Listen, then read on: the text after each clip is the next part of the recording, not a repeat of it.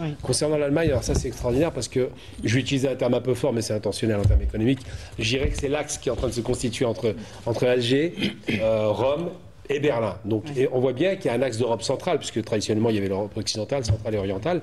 Et cette Europe centrale qui était un petit peu moins bien visible en Afrique revient en force. Et ce qui est intéressant pour l'Algérie, c'est qu'on voit déjà, au-delà même de ce qui se passe avec les frictions avec l'Europe française, en l'occurrence occidentale, on voit bien que ces pays-là, qui sont nos grandes puissances industrielles, l'Allemagne et l'Italie, ont parié sur l'Algérie depuis très longtemps. C'est pas d'hier, je veux dire, on parle de Stellantis, mais ça fait longtemps qu'ils font des partenariats gagnant-gagnant. On n'est pas dans le rapport condescendant qu'on a pu observer chez d'autres pays.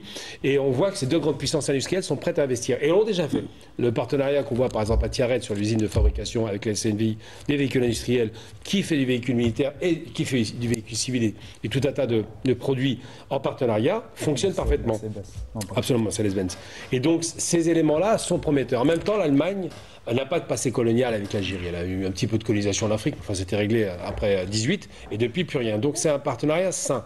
On n'a pas ce rapport de condescendance. C'est sans cela que je pense que c'est la même vraiment... chose avec l'Italie d'ailleurs. Oui, tout à fait. L'Italie, ça a duré 20 ans, la colonisation entre l'Éthiopie et la Libye, mais ils ont demandé pardon, il faut le rappeler. Oui. L'Italie a demandé pardon à la Libye et a investi. Oui. Donc ça dit des choses sur le rapport de condescendance qu'on a observé trop longtemps avec certains pays. Donc moi je pense qu'effectivement, cette relation qui est en train de se nouer, qui est très forte, donne un déterminant important. D'abord, on voit bien que les États-Unis viennent en Algérie parce qu'ils ont compris, ça a été dit, que c'est un pays qui est un poids lourd de l'Afrique en matière de sécurité, en matière économique.